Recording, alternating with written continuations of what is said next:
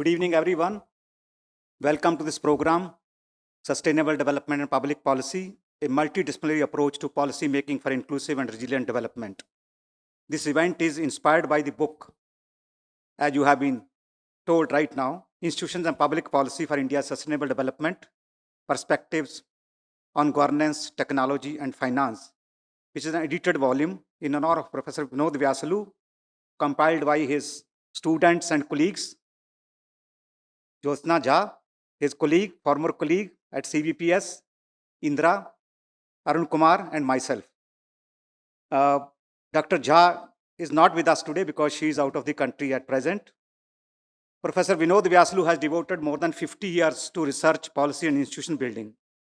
Over the course of his distinguished career, he has mentored generations of scholars, collaborated with numerous colleagues and friends, many of whom are present in this hall today, and has worked with or led several key institutions ranging from premier management schools, large private universities, social science research centers, to founding one of India's finest public policy research centers in Bangalore, the Center for Budget and Policy Studies, which has recently completed 25 years and celebrated its 25th anniversary and continues to thrive, small but mighty center. For all of us, editors of this volume in honor of Professor Vyasulu, who have known, worked with, and have been guided by Professor Vyasulu, the professional journey has also been a deeply personal one, rewarding and pleasant one. Our respect and admiration for him have only grown stronger over the decades. On behalf of all the editors, I warmly welcome Professor Vyasulu to this function, the man of the evening, and thank him for being with us. We hope he finds the book and today's session befitting the values he has championed throughout his life. The thought about putting this book together in his honor occurred to me in early April 2022. I discussed with my colleagues Indira, Arun and Jyotsna, and they were more than happy to join hands and committed to this endeavor. We are deeply grateful to all the contributors, many of whom were mentored by Professor Vyasulu or inspired by his work. The volume brings together 3 generations of researchers and policymakers in one place. Beside the editors, more than half of the contributors are based in Bangalore, and the book has strong ISEC connection, with all the 3 editors, his students being PhD from ISEC, 4 contributors being from ISEC, and 1 panelist today also being former professor at ISEC. Professor Vyasulu himself spent quite a few years at the Institute for Social and Economic Change as RBI chair professor. Dr. Ashok Dalwai, who is with us today, the chairperson of the ISEC governing board, is here today with us. I'm very happy that he has made it possible to join with us. Thank you and welcome. Yeah. The overarching theme of the book is sustainable development. Undoubtedly, one of the most pressing concerns of our times. Globally, we are facing confluence of challenges: climate change, deepening inequality, unsustainable growth models, and persistent poverty and unemployment. We must reimagine how we define and pursue development, and sustainability is central to this redefinition. Yet, it's a complex and evolving paradigm requiring diverse approaches in interdisciplinary perspectives. The book comprises 13 essays. In addition to introductory chapter by the editors, it presents varied perspectives on the critical drivers of sustainable development, governance through robust institutions, technological readiness, and accessible finance. Technology, often viewed as a transformative force, derives its true potential from the institutional policy ecosystem in which it's embedded. Institutions, both formal and informal, shape development outcomes, and public policy plays a vital role in guiding us towards sustainability goals. The topics covered in this book are wide-ranging: household production, COVID impact, ICT use, public sector governance, farmers' access to credit, financial inclusion, dairy value chain interventions, individual insolvency, banking policy, MSME ecosystem, political economy of maps, and access to school education. A people-centric perspective anchors the volume throughout. To bring this book to life, the editors had many online meetings and one physical meeting in Bangalore. Within a year, we had a draft manuscript ready for internal and the publisher's review. After multiple editorial revisions, a publishing contract was signed in December 2023. The final manuscript that was submitted in March 24 and was copy edited by the publisher by July 24. The book was published online in November 24 and made available on Amazon. Fearing that Professor Vyasulu, ever the vigilant reader, might discover the book before we told him, we organized a private book function at his home on December 12, 2024. Indira and Arun joined in person, while myself and Jyotsna participated online. We presented to him printout of the e-copy of the book, and the PDF became available only in April 2025, and all the contributors received their copies only in May 2025, that is last month. As Dr. Shobha Raghuram, one of the contributors to the volume, wrote to the editors because she's not able to be with us today, this book was created with deep respect and affection for Professor Vyasulu. It went through 5 rounds of revision, and the time investment was significant. That it was kept a secret for nearly 2 years only adds to its special significance. We are thankful to every contributor who helped us keep that secret from Professor Vyasulu, even while remaining in touch with him. To quote Dr. Shobha Raghuram once again, sometimes it is the process that matters more than the product, which then becomes a symbol of celebration of a public intellectual like Professor Vyasulu. We are honored today that we have with us Professor Vyasulu's own teacher, Padma Shri, Professor K.L. Krishna. Yeah, thank you, sir. Welcome to the function. Thanks for accepting our invitation. We also have with us Professor Ashwini Saith, a longtime friend of Professor Vyasulu and author of the book Forward, who has traveled from Delhi to be with us today. My own teacher from CDS, Professor Chiranjeev Singh, is with us as a panelist. Welcome to both of you.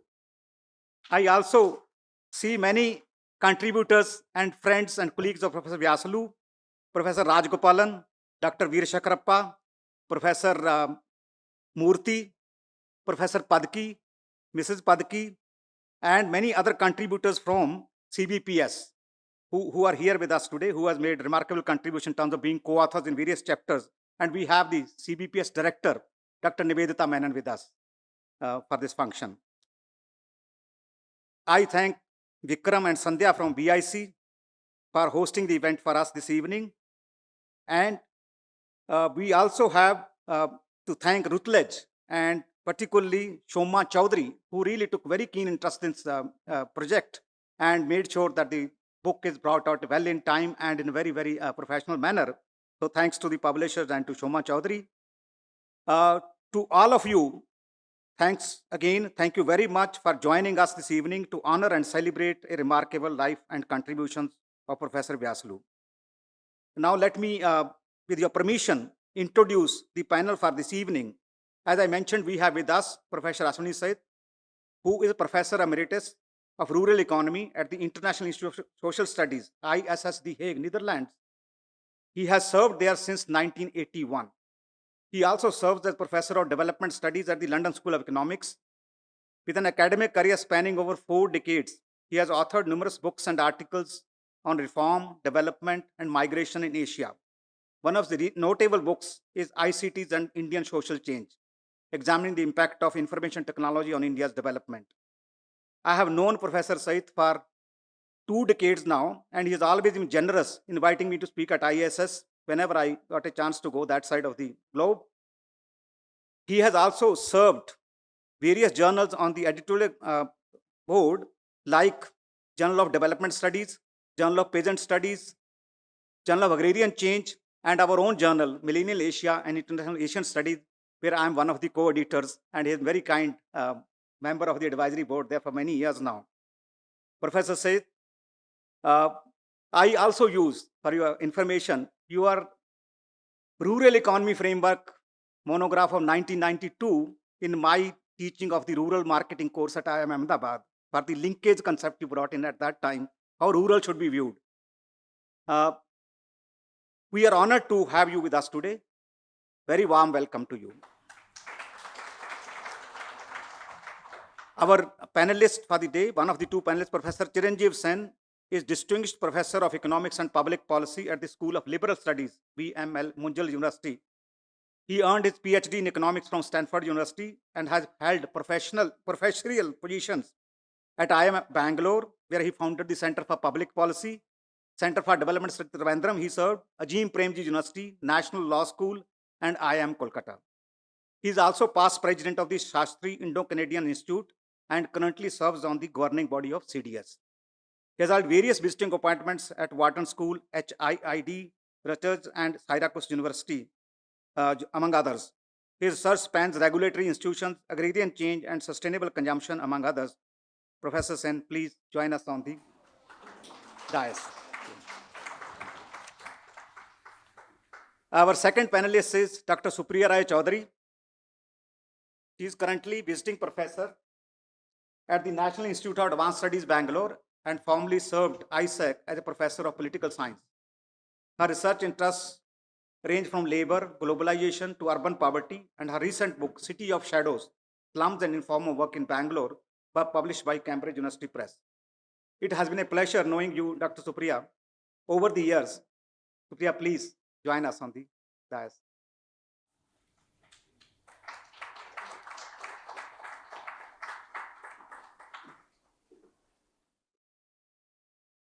And our moderator of the session today is Mr. Gurucharan Golarkeri. He is currently the director of the School of Social Sciences and School of Law at MS Ramaiah University of Applied Sciences. He is a former IAS officer, retired as Secretary to the Government of India. He also served as the director of the Public Affairs Center in Bangalore. He is a prolific author, with his recent books being The Making of a Nation from Cambridge Scholars 2024 and Migration Matters from Oxford University Press in 2016. He writes a popular monthly column in Dakkan Herald, which is titled Empire of the Mind. Mr. Golarkeri, we are delighted to have you moderate this evening session and I invite you to take charge of the proceedings. With that, I wish all of you present today a very stimulating and enriching discussion. Thank you for being here. Very good evening, ladies and gentlemen. Let me welcome you to this panel discussion. We have two distinguished scholars. After Sukhpal Singh ji's elaborate introduction, I thought it is best that we dive straight into the discussion. I want to begin with what I believe is a delightful, thoughtful, and insightful foreword that Professor Ashwani Seth has written on this book. Speaking of the man of the season, Professor Vinod Vyasulu, he writes in concluding his foreword, fortitude, equanimity, modesty, an utter lack of pomposity, self-effacing, self-critical, even self-deprecating, the ability as endearing as it is rare to laugh at oneself, generous, and all the more to the younger cohort, investing in their learning, taking pride in their successes. These are some of Vinod's hallmarks. In his long career, he has experienced his fair share of ups and downs, locked eyes with triumphs and disasters, and indeed treated both imposters just the same. That's the remarkable man that Vinod Vyasulu is. And this book is not just a collection of excellent essays, but a festschrift in honor of Professor Vinod Vyasulu, whose work has always been at the intersection of decentralization, equity, and justice. In fact, Ashwani Seth refers to one of his early papers called The Underdeveloped Economist. And it's a remarkable piece. I would urge all of you to read it at some time. This collection is excellent. I'll begin with what it doesn't have, though. I browsed through all the essays. The one thing that perhaps we should reflect on is how do we build community agency? Because if sustainable development is about a global problem requiring local action, community agency or the push from below becomes extremely important.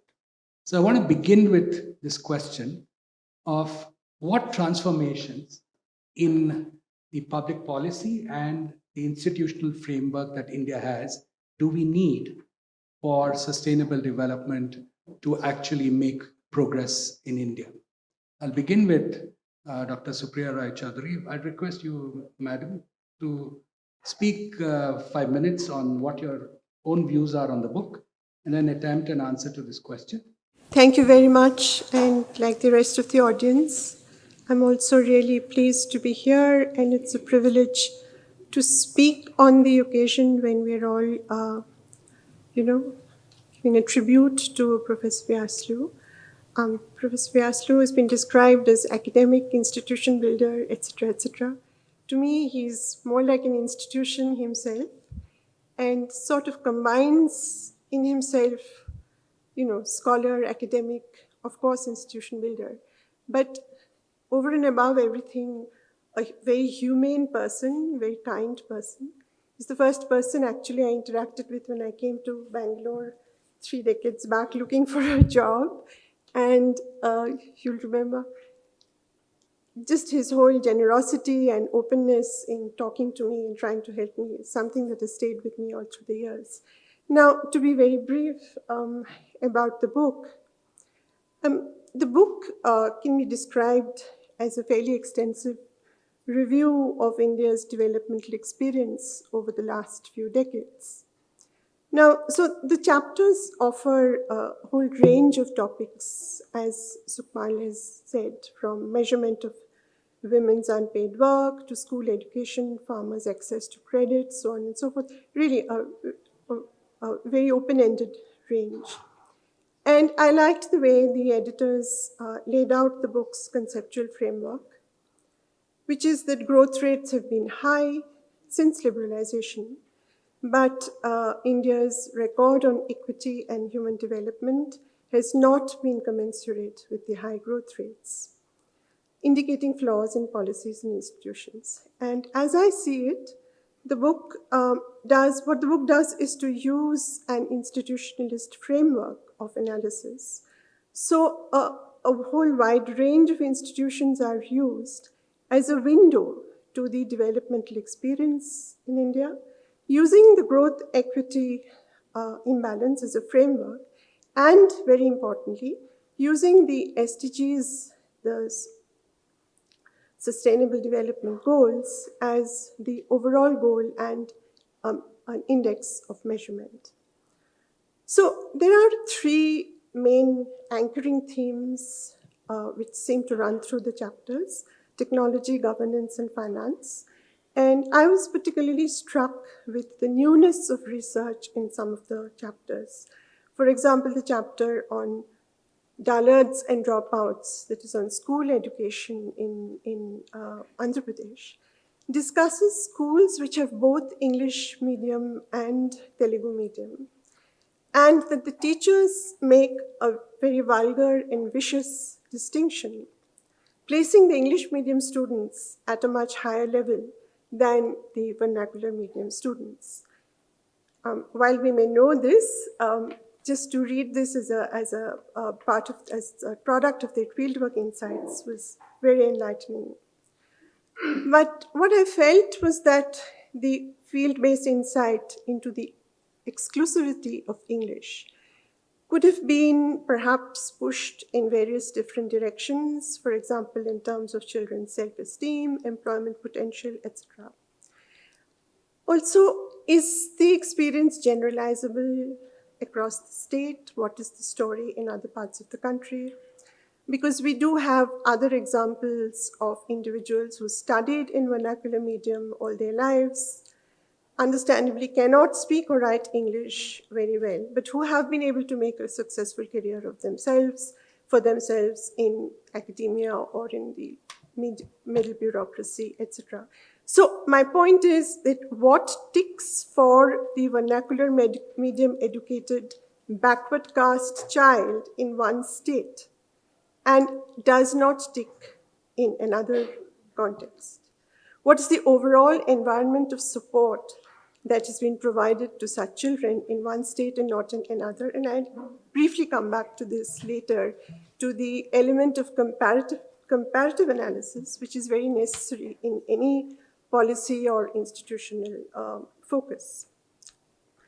Other chapters provided very valuable insights into the disadvantage of small farmers, particularly those from backward castes in accessing institutional credit. I also found the chapter on measurement of unpaid work very interesting.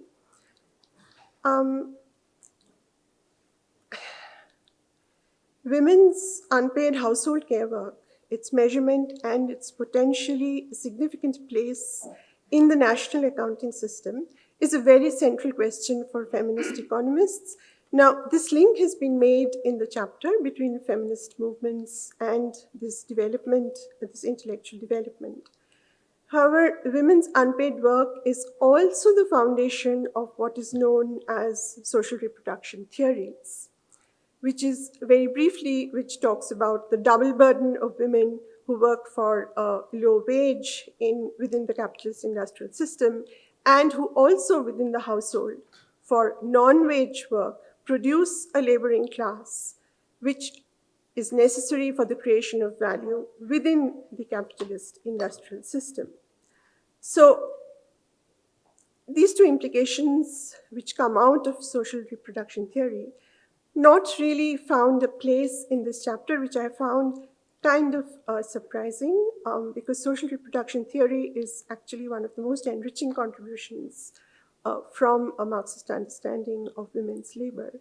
And this actually brings me to my final point, which is that the volume speaks extensively of institutions, policy, and governance.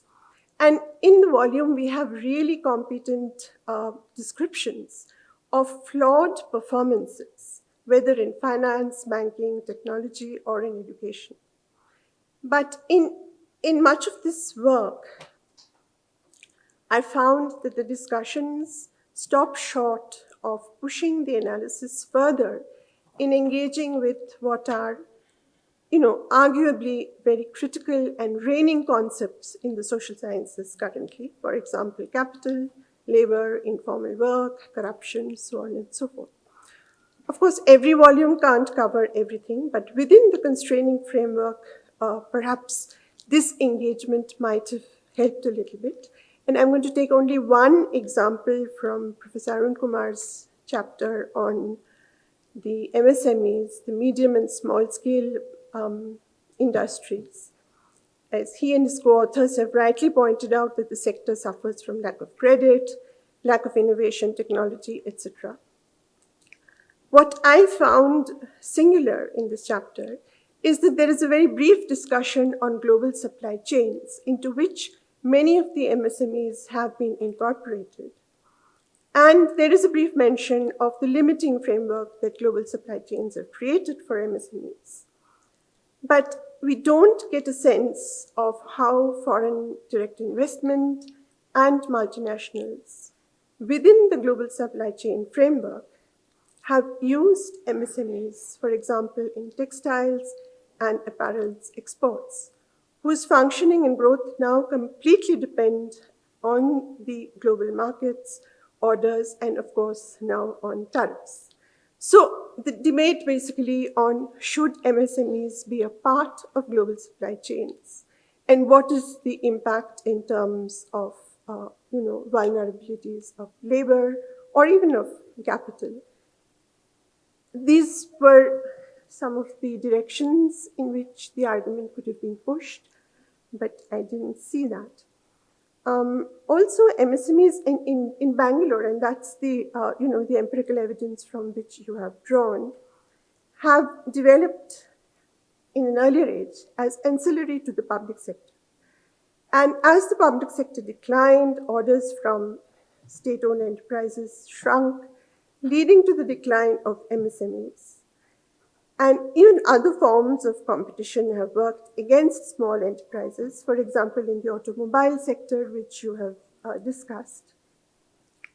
Competition, again, from multinationals and imports have kind of swallowed up small-scale enterprises. So finally, the broader point is that while policy and institutions represent one level of understanding, what the reader might be looking for would be analyses that are perhaps a little more embedded. Can one, in fact, understand MSMEs or, policies, value chains, or ICTs without at all encountering the concept of capital and the state-capital relationship? In other words, both policy and governance surely must relate to the conflicting relationships of different stakeholders. We're avoiding, the concept of class here. MSMEs with multinational capital, the conflict therein might be interesting to point out.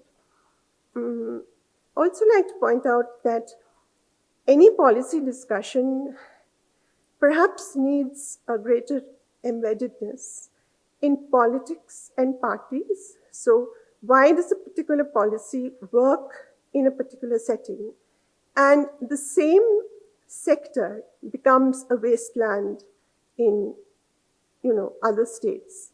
What is the political and political party implications of this element of governance?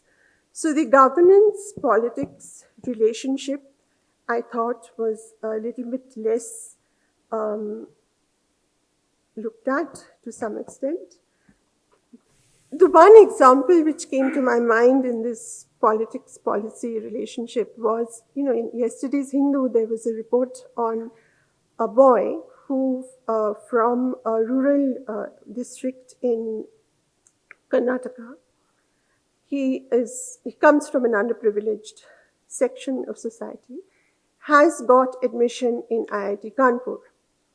And this has been possible not just because of the role of his mentor in school, but because of a particular institution in Bangalore called the Rashtrottama Parishat in Bangalore, which offers free PU education and coaching for IIT JEE to promising students of rural backgrounds. So obviously this institution is a huge beneficial intervention on the part of policymakers. Why is it possible, again, to repeat the question which I asked earlier, why is it possible for some states to do this intervention in the education sector, while in other states this is really a wasteland of corruption, nepotism, just lack of interest of policymakers? I come from West Bengal, so the example is very high in my mind as to what is happening in education. So again, in other words, what I'm trying to say is that governance cannot be disconnected from the question of what kind of political regime enables or facilitates good politics, good institutions. Do political parties make a difference? And I think that embeddedness needs to be worked out in the analysis, because ultimately what we're looking at is a democratic framework where obviously governments in some states are being pushed towards more accountability, more welfaristic kinds of interventions than in other states. Of course, now there is a huge debate on welfare itself, but I will end here. And once again, Professor Vyasulu, thank you very much and all of you, thank you very much for inviting me. It's been a pleasure, and hope to be in touch with you. Thank you. So, dear friends, it's a great pleasure for me to be here and an honor to be present on this very special occasion. Especially so because we are gathered to honor Vinod Vyasulu and recall his great and valuable contribution. It's a special pleasure for me because I've known Vinod for many, many years. We actually met when we were students in Delhi School of Economics. And that's where economics really began for us both. And it's really difficult to think about an occasion like this without reflecting on the way life has been and in the way economics has evolved in this period. Vinod, of course, this book, I won't say too much about the contents. Sukhpal has told you what the contents are, but just to note that there are 22 contributors, and they've gathered together and produced 14 chapters in honor of Vinod, which is a reflection on the breadth of his coverage and interest. But it's good to know that when you come together to honor a person like that, it's really, you cannot think of this occasion without some tinge of emotion, some tinge of sentimentality. And I remember a similar occasion, because when someone comes like this and says, oh, the first shift in your honor, it's almost like saying goodbye. Thank you and goodbye for all the things you've done. And so I remember an occasion, similar occasion, I happened to be present when the great economist Albert Hirschman was being honored on his 80th birthday. It was a seminar like that, and at the end of it, Hirschman stood up and addressed everybody, and he said, yes, I'm aware that there is an air of finality about this. It's like, things must end. So because of that, just yesterday, I sent to the publisher my book entitled Last Essays, Volume 1. So this is just to say, that it's really not an end of your professional contributions. We expect you to contribute much, much more. Now, what I want, before I come back, I'll have to say a few things about in general, because the book, is very diverse. There are many, many very serious articles which need to be read carefully. And they're all scholarly works. So it is not really fair on me to come and talk in depth about any of them, because most of you wouldn't have read the book. So what I'll try to do, and I was going to read out all the topics, but you know the topics. It's very, very varied. But just what I wanted to say is, can I glean anything of a general focus from the book, reading all of these things from multiple angles? Well, all of them are really trying to make sense for us as to what has happened to Indian economy in the period after 1991. That is basically the purpose of this book. And we're all struggling to understand what's happening. And as you can see from assessment after assessment, the record is mixed. There are many areas in which the Indian economy has done well. Everybody acknowledges the growth, the material prosperity, and so forth. But when you look at it particularly from the lens of social development, the SDGs indicators, from that angle, there is a whole series of complaints that we've fallen short. And as mentioned, take any of them, inequality, poverty, the large number of areas. Of course, this book doesn't deal with some of the core industrial topics, except for the MSME article, doesn't really deal with all macroeconomics. It deals with cases impinging on social development. But still, we can see what's happening, and you can see that there is something that is not quite clicking. What is it? Why is it happening? And that's really the next step for us to find out what to do, what's going on. And so I will reflect a little bit on this question and share with you what I think struck me as important. I found in a number of these essays mention of values. For example, Shobha's article on really highlights the fact that the framing of policy in the olden days used to have a very strong value commitment. The value commitment that was embedded in the Constitution which meant that we should be thinking about the poor, thinking about their livelihoods and so forth. Over a period of time, this commitment to values has dissipated.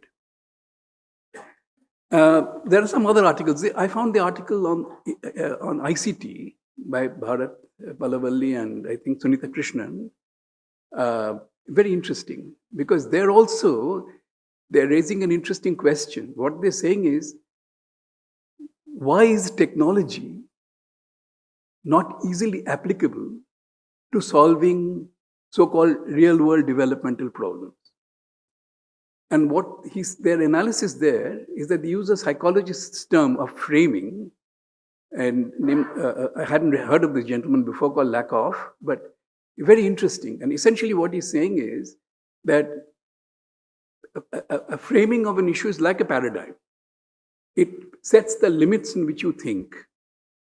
And if you think about the way the economic development and economic problems have been framed, you will find that in the post-1991 period, the framing has been efficiency. And for example, and it gets applied in every single domain. For example, he talks about ICT. How should ICT be encouraged? What kind of technology policy should we have? And so they're claiming, Bharat and others are claiming is, look, the tendency has been to always pay attention to efficiency. And he gives the example of BMTC or Bangalore's own thing. What do you do when you're trying to use efficiency as a criterion? What are the topics on which this kind of way of looking at it, at the problem, makes sense? The problem must be modular. You must be able to break it up. You must be able to quantify, etc., etc. If you do all these things, then what happens is the kind of problems and solutions that you think about will have a limitation. And they're arguing that because of that, this focus, we don't look at many of the other issues, like the problems of the vulnerable, the dangers that women may face in terms of public safety. When you try to measure it in terms of the standard parameters, you find that you don't take adequately into account the fact that different communities may have different problems, different issues. That gets left out. But what they also say is that it's not really a hopeless thing. It's just that the way it's been framed. And they try to give an example in transportation. There's one other example of how you could actually structure technology in a manner that relates to these things by using technology tools which assess the way people feel about it. In fact, I was reminded of the Porto Alegre, which is not an ICT thing, but the participatory budgeting exercise in their Bharat model can be replicated through some games and tools. So in other words, the main point here is that how any kind of opportunity gets used is very much dependent on the framing, and the framing is linked to values. And because of the framing that we have done, my understanding of all the chapters is, in theme after theme, topic after topic, you talk about education, you talk about health, you talk all of these issue after issue. What happens is you find that we're missing out on being able to be inclusive. The inclusiveness is something that is getting escaped. You're trying to shove it in as a kind of back door, trying to fit a round peg in a square hole kind of a thing. You don't find a natural thing. So that is the reason where in every single topic you talk about insolvency and bankruptcy. There's an article about that. You find that there is a lot of progress on the corporate sector, but hardly any on individual insolvency. Then similarly in banking and financial inclusion, it's very difficult to be inclusive. So some of these goals seem to be constantly eluding us, which is the reason why I feel that because our framing is not right, we are not able to be inclusive. Another thing on the book that comes out is that the role of NGOs generally has been underplayed in the post-1991 context. In fact, the conditions are pretty difficult. And there's a contrast between the situation now and the situation earlier, even before 2014 probably. But the examples that are given over there show that, for example, there's a very nice, interesting example of a CBO, an NGO, which has created a community organization. What's it called? Institute for Initiatives for Development Foundation here in Bangalore. Who done a remarkable job in giving financial inclusion as well as livelihood security. What is it? And we of course have Sukhpal's article, which asks why the Punjab cooperative doesn't have the same kind of performance superiority as Gujarat. So what all this means is that alternative organizations, some of them which have dropped out of the focus, need to be resurrected. And we need to think about what should be done. And so if there is any lesson to be drawn, I would say that, look, since our standard mechanisms are not working, we have to be a little innovative and sometimes go back to some of the things that have been shoved aside. But let me then, for example, in the case of the dropouts that you mentioned about the article in Andhra Pradesh, very interesting article about education and why dropouts take place. What is the lesson there? The lesson there is that unless you give autonomy at the ground level to the headmasters, to the teachers, a little more space to operate, you're not going to be able to improve quality education at the ground level because they are very constrained. They cannot do anything. This is not a new lesson, but this has been repeated and confirms this particular thing. And our current mode of bureaucratic regulation, where again, the state is unable to, just like the corporate profit system is unable to engage, similarly, we have the state intervention in terms of bureaucracy quite unable to engage at the ground level. This misfit and mismatch of our styles of doing things is something that we need to think creatively about when we move forward. Most of the articles talk about what needs to be done, what can be done, and here I find that a lot of emphasis has been given on technology, ICT. Every single article has something. MSME has something on technology, anything. So technology is being produced as some kind of panacea, but as the article on ICT says, that we shouldn't be too reliant and too hopeful that technology will solve the problem. Let me then give you my perspective, and in closing, I'll share my thoughts in a very kind of thing. What I have to say is probably very unusual for an economist, but this is what I think now. See, autobiographically, if I look at, when we went to study economics, Vinod and I and Ashwini also was in the same class, it was an exciting time. It was an exciting time for us all because economics mattered. We felt we could do something. There was a definite national purpose. That has gradually drained away, and that somehow we need to recreate. So what I would like to say is the following: that if you look at on a creative end, what has in fact the years after 1991, this lurch towards markets. What kind of market society has it produced?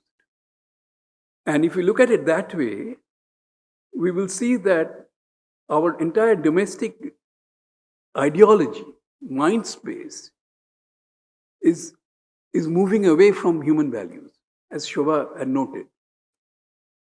Why? Because in the present mode of thinking, we are placing very high priority in market societies on individualism and greed. That seems to have taken over the middle class mindset. And it's because of that we are unable to really move forward. We're sort of stuck. Nobody talks about changing values, but I come to the conclusion that you really can't make progress from our present situation unless we frontally address the question of values. Because what happens is market-based incentives will not work for the kind of collective problems that we face, and climate change is the biggest one. You cannot do it. And we must give up this idea that we can give the incentive based this and this. It just doesn't work. You need collectively coming together. And so what I would like to say is that we need to prioritize non-materialistic goals in a new developmental ideology which gives a moral imperative to the policies of human development. Let us not be apologetic about supporting human development. Unless we say that it is morally necessary, it doesn't have a backing. Don't let's hope that somehow it will just fit in as we go for growth. So that's what I'm saying. I'm saying economic goals should no longer be the single most important policy objective. But social policy could be oriented towards creating a happy society, increasing well-being. These are not thoughts, very random thoughts. Even Stiglitz is writing a book about the good society. Schiller, the Nobel laureate on finance, written a book on the good society and finance. So it's not only some kind of thing, but basically we should, and there's a whole literature now on well-being. They're saying certain things about what needs to be done for society, and we should look at them carefully, and well-being should be prioritized rather than growth. If we look around us, we will see that lots of failures we're talking about. Policy initiatives are failing, this, that, and the other. As I think about it, I really think that the core reason for the failures, for example, of the regulatory institutions, of the bureaucracy, of business, into any field, it is not because of the lack of structural design of regulatory institutions. What has happened is, in every single profession and activity and institution, the dharma of that institution has been sabotaged.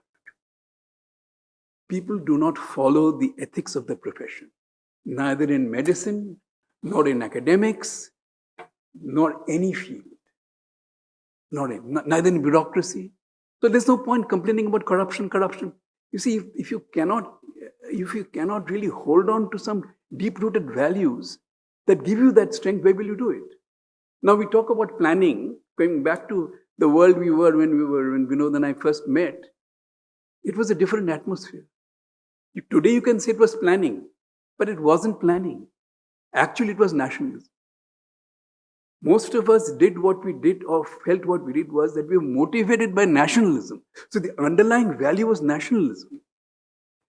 Before that, in Gandhi's and others, what was the motive? Not economic development, material prosperity, freedom. I'm finishing. So essentially what I'm really saying is that both the ideology of nationalism and freedom have lost their bite. But we must not forget that they must be replaced by comparable values, and efficiency is no substitute for that.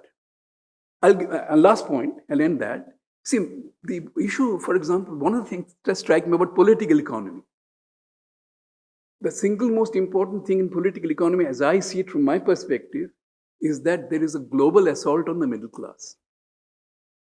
The middle class is getting decimated everywhere. And symbols of it are the attack on the bureaucracy, the privatization of public sector, the autonomous, the killing the NGOs. All of these are spaces where independent middle class could play a social role, independent of whether they had money or not. So that space is being eaten up. Why is that then attack not only in India, everywhere against expertise? Why are we not publishing statistics regularly? Why are we complaining if the surveys produce something different? It's because today's capitalism does not want or does not need independent middle classes. So what the neoliberal reform has done actually is not only finish the state, but basically finish nationalism. And essentially, you cannot have a bourgeois democracy if there is no bourgeoisie. So if the middle class is disappearing, so why should we be surprised if oligarchy is coming? And everywhere in the whole world, authoritarianism is coming because there is no independent middle class with any kind of muscle.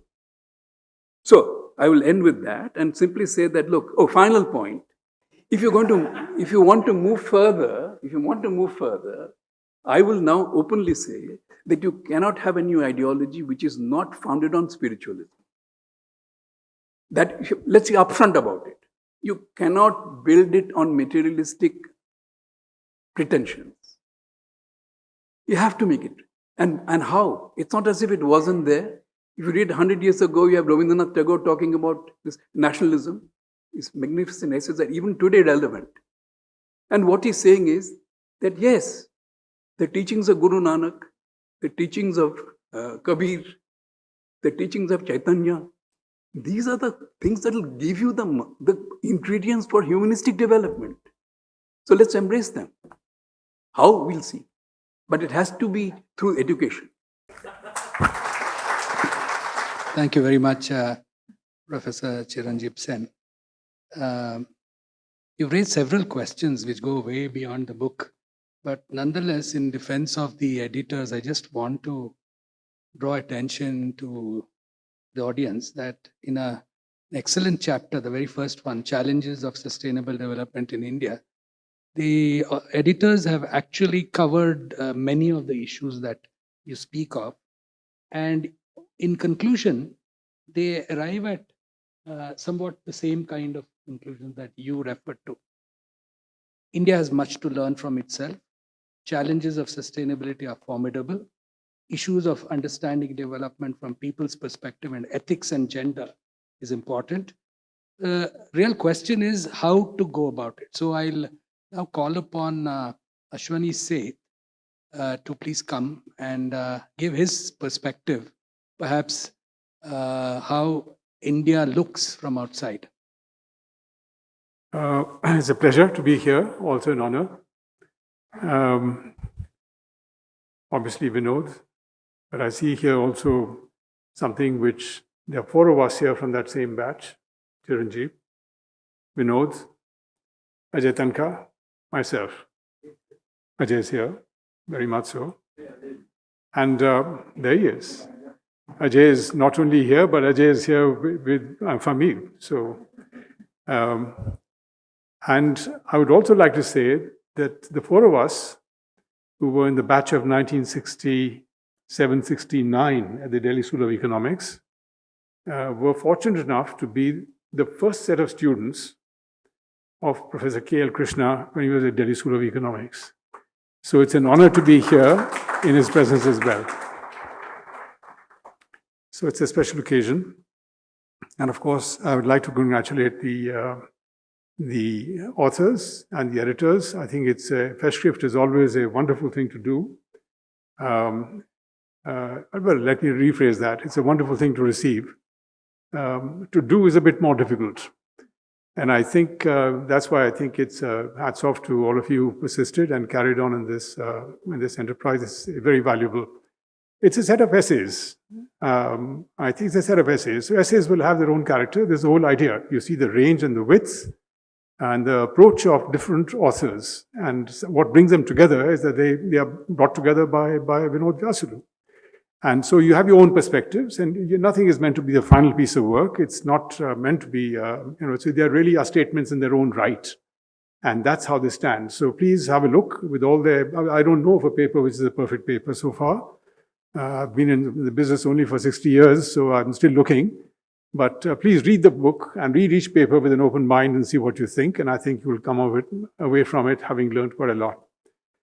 Now, that's on the book, but Vinod and I go back a long way. Chiranjeev, you said you together in college. Vinod and I go back to school days. We started our school together.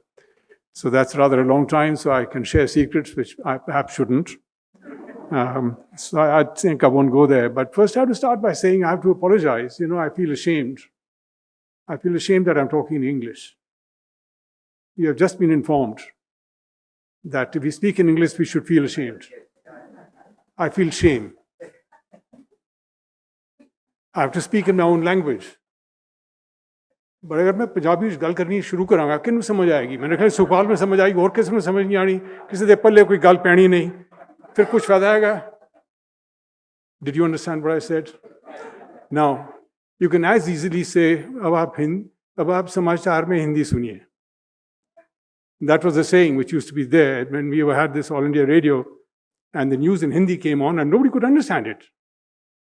Because it's converted into such a Sanskritic sort of an orientation that it was gone. Now, here we are thinking and pretending that there is something which, oh my God, you should be ashamed of speaking English. I think they've got it all wrong. I think English is an Indian language. As we've seen, we've got 4 Booker Prizes in it, and 2 of them with translations coming from, one is from Hindi, one is from actually from Kannada. And congratulations on that to all the local population here. But I think it's an Indian language. We converted it. It's been indigenized. So we should treat it as another one of our languages. And it so happens that this is the one that most of us can actually communicate in. And so it's very nice that we have a language in which we can communicate more easily. But there could be others, and why not? And there should be others as well. But I think that's the wrong approach. The same thing applies to cricket. You see, it's actually a very Indian game, accidentally discovered in England. And they try to play it after some sort of a fashion, but, we know that it's an Indian game. So I think this, because otherwise what will happen? We'll have to give up cricket. It's colonial. We have to give it up. Now, I think somebody should tell Mr. Jay Shah that, look, you're at risk of BCCI being closed down because, it's a colonial game. I don't think it is. I think it's been thoroughly indigenized. It's an Indian game which is also played in England. And in England, they have dialects of English, which I think many of them can't speak as well as we can and write as well as we can. So I would put in that claim. Yeah, that's my defense of speaking in English. So please forgive me. I can speak in Punjabi, but my vocabulary for this purpose will not be good. Okay, now for a few things about Vinod, I want to say something because most of you have not actually seen the book and you may not know Vinod either. But I think in Vinod's case, also comes up with language. He says that he's a local product and he's proud of it, but not linguistically, he says. And he makes the point that the majority in commerce speaks Kannada and the majority in India speaks Hindi, but the majority is actually not more than 50%. So there's a very implicit critique here of majoritarian politics. And I think that he's raising the question of what is a democratic form of decision making. And I think that's actually, in a funny way, he's saying something very profound. And that's also the thing which I was in a way trying to say. But what is Vinod then? Okay, we know that he's a local, proud to be a local person. He says, well, but I'm also Stephanian, a student of economics, an itinerant lecturer. Without being an American, I'm an gator from the University of Florida. I'm also a cricket fan, a speaker of Telugu and Spanish, and a would-be writer of science fiction. One can be all these things without being a Kannadiga and a linguistic identity which I do not own. I should add from experience that we have shared in primary school, blah, blah, that's what I'm speaking now. So he does all these things, but he also apparently he's written an essay which has been converted by your friend, Paraki, into a play. This is on the Dunkel Report. And the Dunkel Report has been converted into a play and it's been performed here, there, and everywhere, also in India and Delhi. And so now there you are. That's another thing. And I can also reveal to you that we went together in college, and this goes back to 1966, 67. I was the secretary of the Economic Society then. And I thought that it would be a good idea to have an essay competition. And so we had to have a list of topics for essays. And I think Vinod and I were sort of confabulating here and there. And he was insisting you should actually have an essay on Vedic mathematics. So he's also got an interest in Vedic mathematics, you see. So it's good insurance these days. Vinod, it'll keep you in good stead. So don't forget that, Vedic mathematics, you put that in. Now, look, I spoke earlier about the contribution of one of the fundamental things, I think, building an institution which lasted 25 years. And the test of sustainability is that you step out of it and it still continues. I think that's the main thing. And I think it's flourishing. And I think that is a remarkable achievement, especially when it's something which goes against the grain a lot of the time. It asks difficult questions. And I think that's very important in the current times, in all times. Now, I think some broader things. I don't want to say anything about the book. I saw the thing in its earlier incarnation. I read the essays. I learned from them. I enjoyed them. I know many of the persons who've written them, but many I don't. So I congratulate you all on that again. But I do want to say something which is a bit different. It links up with what Chiranjeev has brought, the broader theme, and I want to share that with you. You know, it's too easy to get locked into the belly of the alligator. I think it's no pun in relation to Florida, but you know, too many unfortunate souls have ended up in the bellies of alligators in Florida. But I think what I'm saying is that there's life inside the belly. So what is the alligator? Alligator is the growth paradigm that we have. Growth. GDP is this, that, and everybody's then thinking within that, oh, you know, some improvement here, some improvement there. That's life inside the belly of the alligator. Can we do this? Can we do that? But where's the ship going? Where is it all going?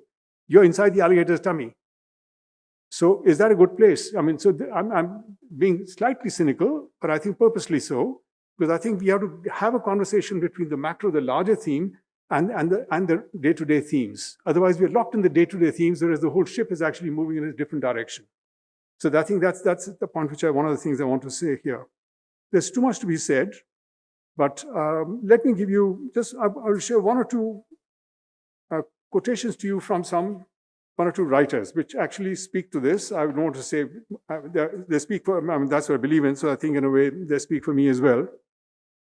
Now, here's something which goes back to 1841.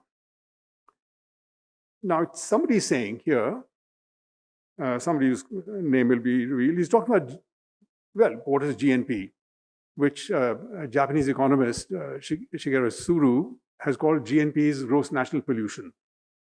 And I think he certainly has a point.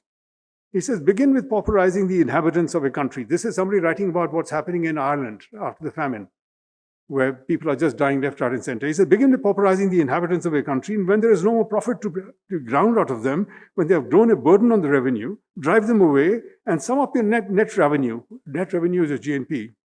The annual profits of a capitalist amounting to £2,000, what does it matter to him whether he employs 100 men or 1,000 men? Is it not, Ricardo says, the real income of the country similar? The net real income of a nation, rents, profits remaining the same, is no subject of consideration. So he says, the English nation would not be interested at all in the disappearance of the whole population, the king remaining alone in the midst of the island, supposing only that automatic machinery enabled him to procure the amount of net revenue now produced by a population of 20 million. Indeed, that grammatical entity, the national wealth, would remain the same. Now, this is Marx writing in 1841 about the Irish famine. And if you can see what's happening now with artificial intelligence and what's happening with jobs, with robotics and everything else, this is absolutely, could be a contemporary remark today about what's happening with technology and what's happening with jobs. And it goes also to the point, Chiranjeev, you're making, that if you have a singular focus on efficiency, which is the economic efficiency measured in terms of aggregate revenue, you're actually missing the point. And that's also what I mean by being in the belly of the alligator. That's the alligator. And what you're looking for is something which is not the alligator, but something else, life outside that. So that's one kind of thing I'll say to you. A second point which I want to make, now here it comes from a very, very unusual source, but I take you now to 1961. And I'm saying here, there's something which you have to hear this. This comes from Eisenhower, General Dwight Eisenhower, okay? He says, and these are my words now, with remarkable prescience and candor, Eisenhower in his presidential farewell address to the nation on the eve of his term of office introduced the Americans to the concept of the military-industrial complex. This is not some Russian Marxist, somebody was saying with the other. The words come actually from Eisenhower. He's the one who actually brought it out first. Now, what does he say? So he says, now the words of Eisenhower. we have been compelled to create a permanent armaments industry of vast proportions. Added to this, 3.5 million men and women are directly engaged in the defense establishment. We annually spend on military security more than the net income of all the United States corporations. This conjunction of an immense military establishment and a large arms industry is new in the American experience. The total influence, economic, political, even spiritual, is felt in every city, every state house, every office of the federal government. In the councils of government, we must guard against the acquisition of unwarranted influence, whether sought or unsought by the military-industrial complex. The potential for disastrous rise of misplaced power exists and will persist. We must never let the weight of this combination endanger our liberties or democratic processes. We should take nothing for granted. Only an alert and knowledgeable citizenry can compel the proper meshing of this huge industrial military complex of defense with our peaceful methods, our goals, so that security and liberty may prosper together.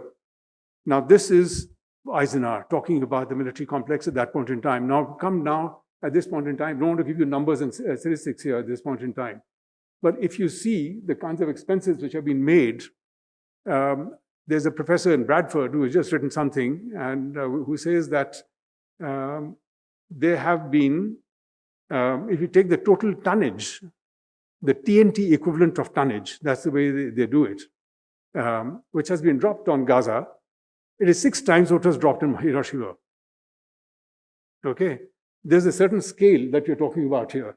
The military-industrial complex, actually, this is also the expenditure pattern. It is a Keynesian process, but this is where it comes. They clear out the stocks, and you build again, and you come, and technological change happens from there. So I think the point about technological change, governance, and these values is profoundly important, because technology will go in the direction where society takes it. But if the profit motive captures it, this is where it goes. It goes to profit. And that's what's happening at this point in time. And I think I was giving to you the words of Eisenhower. By the way, Eisenhower also goes on to say, and he says, now he had intended, by the way, in this military complex, also academics and so on and so forth. But there's another thing. He says, money as a threat to the independence of scientific endeavor, mutating from the solitary inventor, tinkering in his shop. So you have here, he's talking about the academic establishment, the scientific establishment being taken over by the government and by this whole military-industrial complex. And as an economist, you will understand very clearly, thanks. You will understand very clearly that, if you set up a big company and you say, we are investing billions into it, maybe something will come out of it. Not good enough, too much risk. So what happens? You get the money from the government. And whichever one actually then wins, in the sense that you actually have a breakthrough in some university or the other, the private sector steps in. So you get something in which you are getting the results of that entire investment, which comes from public sources, back into yourself, actually for profit making, without the expense of having to fund the whole thing yourself, with the risk involved in it. Now, this is the kind of a contractual problem which is there institutionally in this, and that is what is driving a lot of this, the economic things that are happening.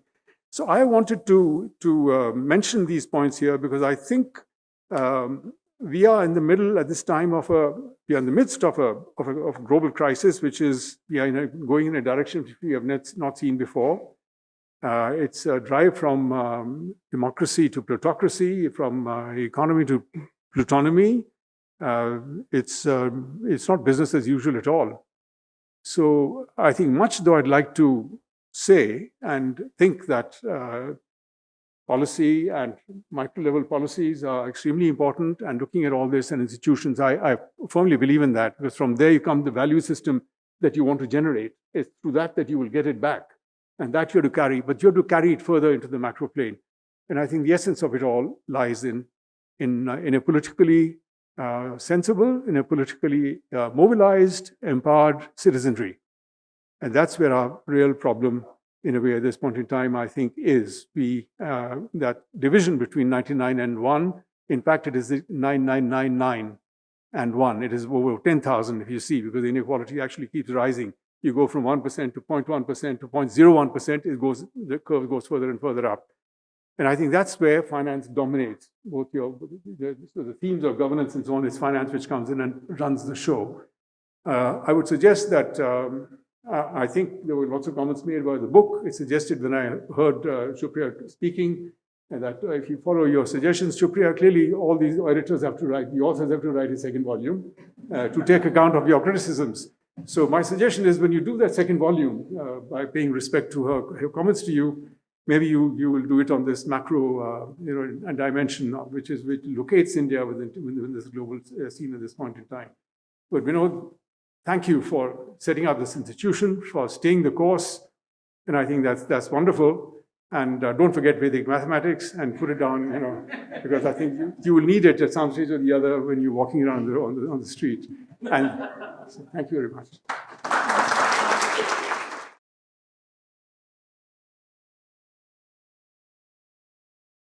Just a few observations. It's not about the book, it's about the man.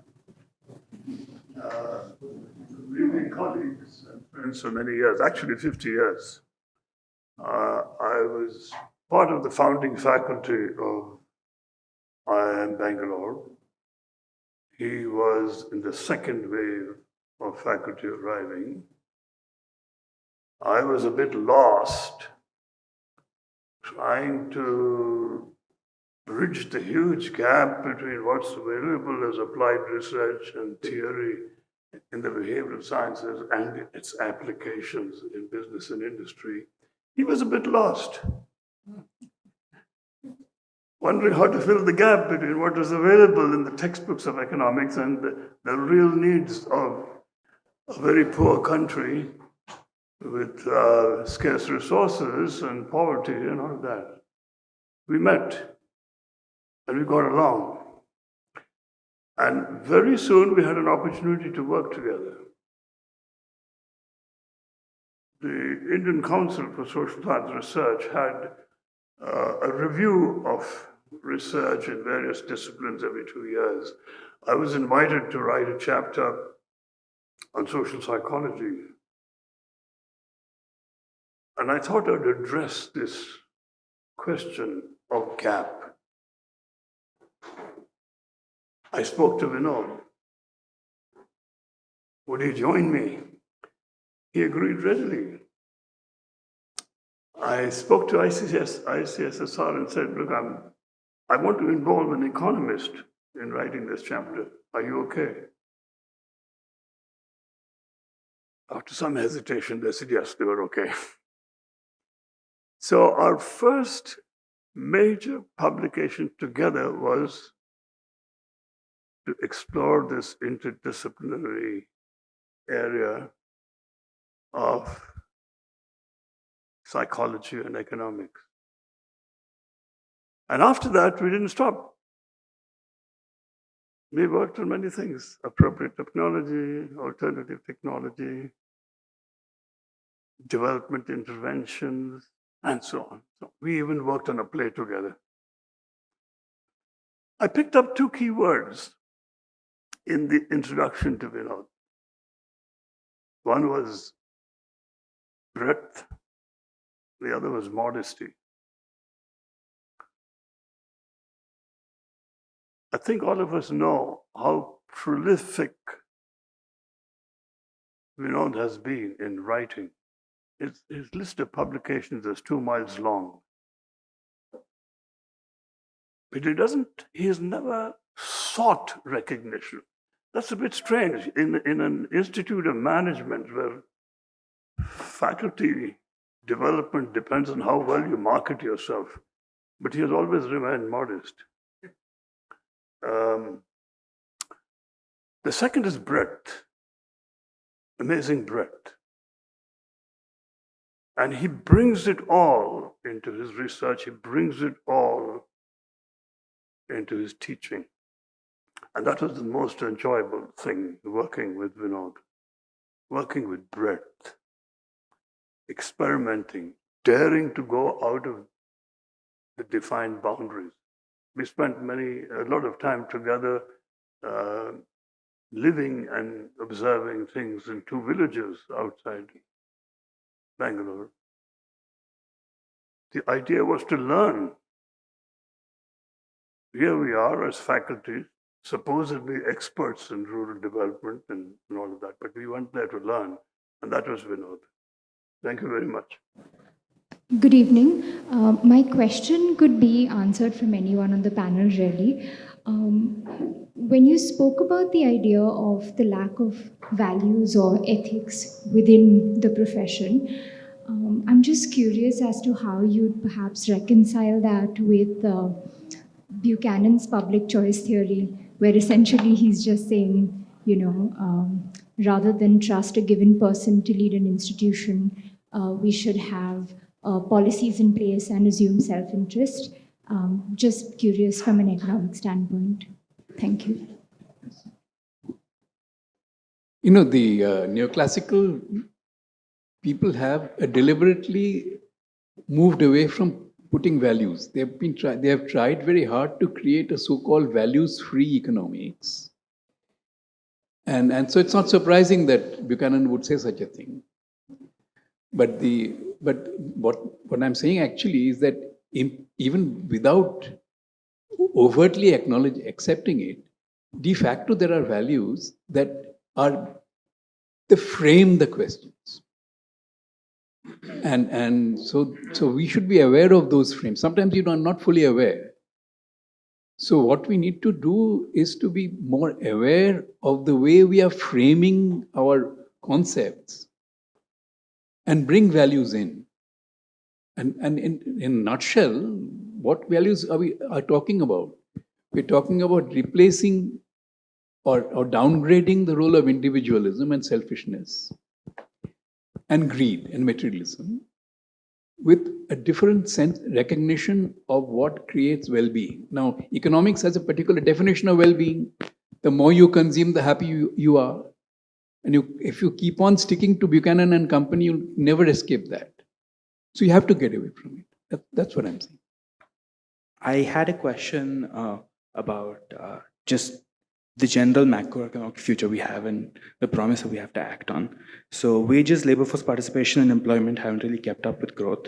And we're now at a point where our demographic dividend has begun to arrive, but we have only about 20 or 25 years to really act on the potential promise. Can we act soon enough to realize that potential? And if so, what can we do to do that? Yeah, no, you're talking about that. I couldn't hear exactly what you're saying, but broadly speaking, I understand that you were saying that we are missing the bus on the demographic dividend. Well, I mean, we've been talking about the demographic dividend for a long time, and there's really no point about talking about that if you don't have a system where people can be absorbed in employment. If you have a system, if you have a mechanism, if you have a growth target which purely puts emphasis on profitability and introduction of technology that doesn't care about employment, then there is no way you're going to be able to capture the so-called demographic dividend. So that becomes meaningless. So at the moment, everybody's aware, it's not a new thing, everybody's aware that we are moving in a direction where employment is threatened. Actually, our situation is a little better than the conditions abroad, where there is a much bigger threat. But here too, we are moving in that direction. And this issue has come up several times, that unless we actually have a different driver for what kind of technologies we will promote, we will not be able to make a difference. As far as employment is concerned, in today's world of AI and all the things, robotics, these are not going to make things any easier. So you've got to get off the present trajectory and think afresh and put employment as a much bigger goal. So what that means is effectively you have to get the state back in. Today, the government has generally withdrawn from strategic visioning. But we need to get it back. And along with it, some mechanisms by which the general public can have an input in a participatory mode into the goals that can be done, can be adopted. Hi, my name is Arvind. I work at the Center for Budget and Policy Studies. This question is directed towards Dr. Sen, but I would love to hear the rest of the panel's opinions on this as well. Dr. Sen, you mentioned that ideology we need ideology that should be founded on spiritualism in terms of the directing values that influence the ideology that guides our governance and our systems. So I wanted to ask why this focus on spiritualism and why values cannot themselves be divorced from spirituals and more focused towards, I would say, just general welfare, I guess. It could be, except that in my assessment, we have to have a theory of what a human being is. And my theory of what a human being is and your theory of a human being is different.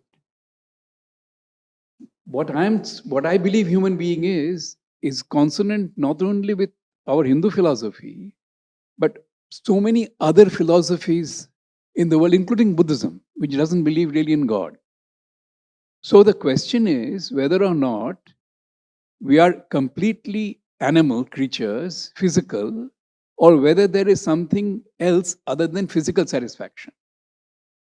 And if you abandon the idea that we're like kind of mechanical machines of consumption, that actually we have a more complicated psychic structure, then you have to take account of these other, for example, I mean, there's no time to discuss this, but there is a man well-known, who was very well-known in the 1950s and 60s called Erich Fromm, F-R-O-M-M, who wrote many books, on, including one on the so-called sane society. He had a theory of what a human being is and the kind of struggles that are inherent in humanity.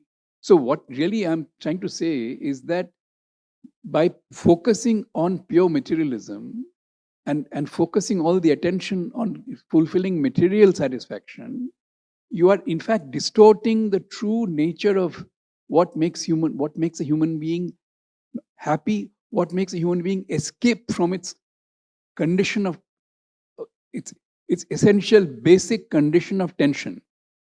According to Fromm, a human being is always constantly in tension. And this is not different from what we say in Hindu philosophy also, that what are we searching for? Liberation for what? And everybody else. Why are the Buddhists talking about compassion? What has happened right now is it become a bad word to talk about these softy things when it comes to economic policy. I think that we have to, wake up from that and face the fact that morality and ethics was an integral part of economics for a long time. Actually, if you think about, there's a very interesting book by Hirschman called The Passions and the Interests, and subtitled The Arguments in Favor of Capitalism Before Its Triumph. After Adam Smith, you see, we've been justifying capitalism and markets through efficiency, invisible hand and all that. But before that, when markets were being born, you had to shake them away from the feudal value system. At that time, a totally different argument was used by philosophers. They said that greed, the pursuit of greed and commerce, was a lesser evil than the feudal evil of violence and tournaments and triumphs. So actually what actually happens is economics has always been embedded in values. And always has been, when markets first come anywhere, you're not supposed to make a profit. That was evil. So in other words, we've changed values all the time. And in the earlier period, it was founded on religion. But the religious basis of economics has gone away. I'm not saying that we should go back to religion, but I am saying that if you need to go on a different path, you have to recognize the human psyche and recognize that you cannot be confined only to materialism. And I couldn't think of any other word other than spiritualism if you wanted to compare it with materialism. All right, I think all of you have been waiting to listen to Professor Vinod Vyasulu. So I'll invite Professor Vinod Vyasulu. Some of you, if not all, would know that besides being a prolific writer, and as Professor Patki said, with great depth and breadth, is also somebody who has great felicity with quoting Lewis Carroll. Just about every writing of his carries very, very well chosen quotations from Lewis Carroll. Vinod. I don't have one today, Gurucharan. Friends, it's nice to receive a festschrift. I thank them for it. And this labor of love has been undertaken because I think these writers and so on felt that they've got something from me which they value. But I'm simply a pass-through because the values that I've got and all that came from the great teachers that I've had. And I'm very happy that one of them, Professor K.L. Krishna, is right here today. Sir, I walked into your classroom in 1967. And that's 48 years. You've been a friend, philosopher, and guide. And in some sense, whatever these students have got through me is what I've got through you. I must thank you for it.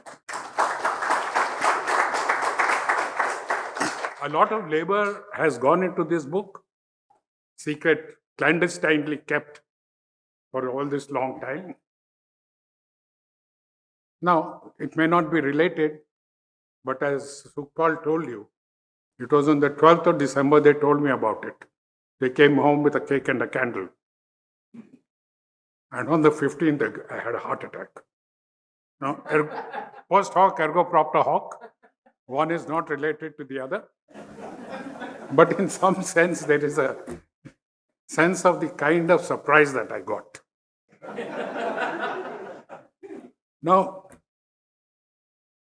I must say something on my own reactions to this book. I won't say too much. A lot has been said about its details and so on. But all of us were trained in economics. Both Ashwini and Chiranjeev and Ajay have talked about how it started for us in 1967 in the Delhi School of Economics. But increasingly over time, and particularly after the Narasimha Rao Manmohan reforms of 91, many of the questions we were asking did not find answers in the kind of training that we had got. We had to look somewhere else. And that somewhere else turned out to be development studies. Now, development studies sort of disappeared from curricula everywhere. So much so that a group of scholars got together and in 2022 brought out a book, Reclaiming Development Economics. A festschrift to Ashwini said here. So, you have one too. This book, the work started around the same time. And what they've done is take that reclaiming of development economics further.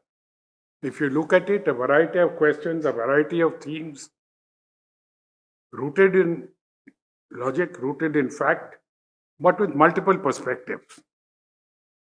And I think that that is the way to go in development studies. The disciplinary boundaries have become a constraint. Gurucharan is actually running a course that is breaking disciplinary boundaries. I think that's the way to go, and this book is a forerunner in that particular thing. There's another thing about the book that should be noticed. Ashwini has spoken about 22 authors. There are 4 editors, 2 men and 2 women, 22 scholars, 10 of which are women. That is about as near a gender balance as you can get. I think it's remarkable. I think it's remarkable also because the future in development studies, future in academics, is going to bring about a much larger contribution from women into that process. They'll bring their perspectives, their priorities, their concerns, and that will enrich the whole subject. And I think in that sense, this book, perhaps without meaning it, has also said something that is interesting indeed.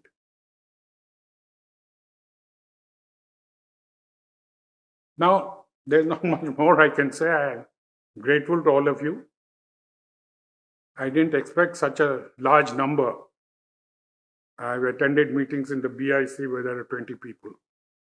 So I thank all of you for it. But what I've got from the editors, the authors, and much more, that's a festschrift and a gift to me. But what I've got from you today with all of you coming here, and I thank you for it, is a great celebration. So thank you very much for it. I appreciate it.